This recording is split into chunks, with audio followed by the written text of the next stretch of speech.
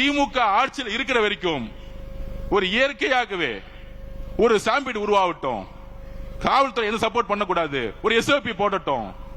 அதனாலதான் 14 ஊருக்கு பிளான் பண்ணத எங்களுடைய தலைவரால போக முடியாத சிச்சுவேஷன். நிறைய டிஸ்ட்ரிக்ட்ல காவல்துறை சப்போர்ட் கிடையாது. இந்த உண்மையெல்லாம் மக்களுக்கு தெரியுமா? தெரிய வைக்கணும்.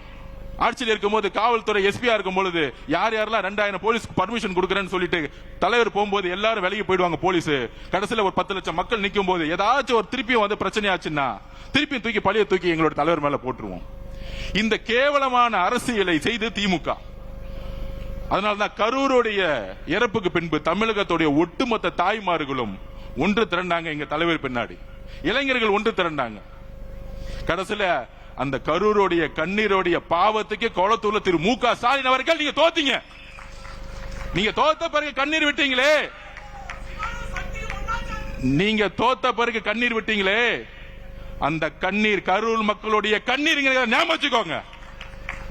அந்த பாவங்கள் சும்மா விடாது, உங்க குடும்பத்துக்கு விடாது. நாங்க இன்னைக்கு சொல்றோம், இந்த திமுக அதிமுக தாவேகாவுடைய இணைப்புக்கு அப்புறம் உங்க குடும்பத்துல நீங்க தான் கடைசி முதலமைச்சர் திரு மு.க. ஸ்டாலின் அவர்களை எழுதி வச்சுக்கோங்க.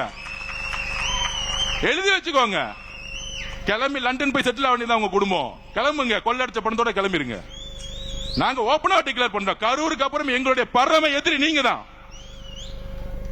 அப்ப ஒட்டுமொத்த ஊழலையும் உருவாக்கிட்டு இன்றைக்கு நம்மளை பார்த்துட்டு சோபா மாடல் ஆட்சி, ஒவ்வொரு தொகுதிக்கு 50 கோடி செலவு பண்ணிட்டு இன்னைக்கு செந்தில் பாலாஜி வச்சுக்கிட்டு 50 கோடி கொடுத்து தாவேகாவுடைய எம்எல்ஏ தூக்கலாமா, ஆட்சியை மாத்தலாமா? எல்லா திருட்டு வேலையும் பண்றது திமுக. ஆனா சும்மா உட்கார்ந்துகிட்டு தேவையில்லாத ஒரு பிரச்சாரத்தை உருவாக்கிட்டே இருப்பாங்க திமுக. இதுக்கு தமிழர்களுக்கு எல்லா ஸ்ட்ராட்டஜியும் தெரியும். எலெக்ஷன்ல எப்படி வின் பண்ணணும் எங்க தலைவருக்கு தெரியும், எப்ப பிரச்சாரம் பண்ணணும் தெரியும். சட்டசபையில சொன்னோம், 4 நாள் உட்கார்ந்துகிட்டு வாயத்தரங்க சிஎம் வாயத்தரங்க சிஎம் கருப்பு பேட்ச் கொண்டு வராங்க. 4வது நாள் தான் பேச, 4வது நாள் 30 நிமிஷம் பேசினார். ஒட்டுமொத்த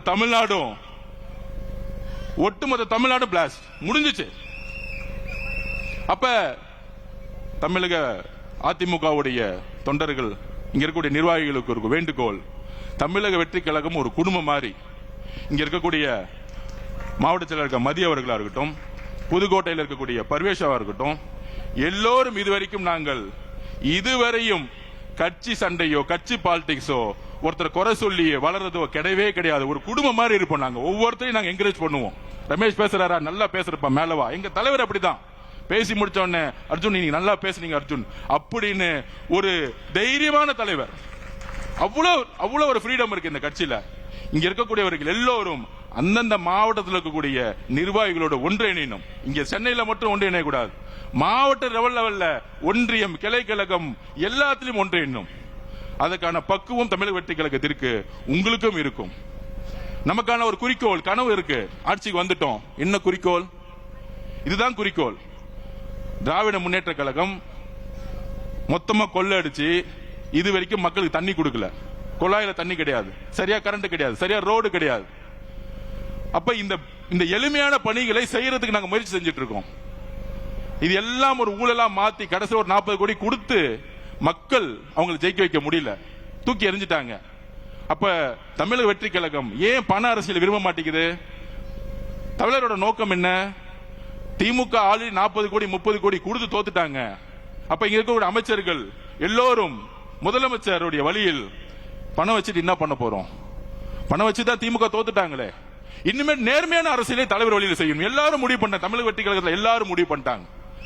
சோ நம்மளுடைய தலைவர் வழியில் நேர்மையான அரசியலையும் மக்களுக்கான அரசியலையும் கொள்கைக்கான அரசியலையும் உருவாக்க வேண்டிய காலகட்டத்தில் தமிழக வெற்றி கழகம் இருக்கிறது. திராவிட முன்னேற்ற கழகம் கொள்கைக்கான அரசியல் வெளியே போயிட்டாங்க. திமுக தலைவர் சுத்தி யார் இருக்கா? திரு செந்தில் பாலாஜி, திரு வேலு, திரு நேரு. அவங்களுக்கு கொள்கை அரசியல் என்னன்னு தெரியாது, ஊழல் அரசியல் மட்டும்தான் தெரியும். திமுக கொள்கை அரசு வெளியே போயிட்டாங்க. அதிமுக இபிஎஸ் அவர்கள் கொள்கையினால என்னன்னே தெரியாது. அப்ப தமிழக வெற்றி கழகம் தான் தமிழ்நாட்டில் உண்மையான பெரியார் கொள்கைகளையும் புரட்சியாளர் அம்பேத்கர் கொள்கைகளையும் காமராஜர் கொள்கைகளையும் நடைமுறைப்படுத்த வேண்டிய ஒரு கட்சி இருக்கு. அதற்கு அரசியல் வெற்றி முக்கியம், தேர்தல் அரசியல் முக்கியம். அந்த தேர்தல் அரசியலுக்கு ஒவ்வொரு மாவட்டத்தில் இருக்கக்கூடிய நிர்வாகிகள், தேர்தல் அரசியல் தெரிந்த நிர்வாகிகள் ஒரு இணைப்பு தேவை. தமிழ்நாட்டை உருவாக்க ஒரு ஸ்ட்ராங்கான ஒரு கட்சி வேண்டும், அடித்தளத்தில் ஒரு கட்சி வேண்டும். அப்படிதான் இன்னைக்கு அதிமுகவுடைய இயற்கையாவே ஒட்டுமொத்த நிர்வாகிகள் தமிழக வெற்றி கழகத்தை நோக்கி மட்டும்தான் வந்துட்டு இருக்காங்க. திமுக பார்த்து போக மாட்டாங்க. அதனால நமக்கான குறிக்கோள் ஊழல்னா என்ன, மக்களுடைய பணத்தை சுரண்டாம உண்மையான ரோடு போடணும், உண்மையான பில்டிங் கட்டணும், நல்ல தண்ணி கொடுக்கணும், நல்ல கரண்ட் கொடுக்கணும். இன்னும் இது நடைமுறைப்படுத்தப்படல. இந்த குறிக்கோளோட நம்ம எல்லோரும் ஒன்றிணைவோம். கரூரை இந்த ரவுடி கூட்டத்திலிருந்து, அது பேர் என்ன சொல்லுவாங்க,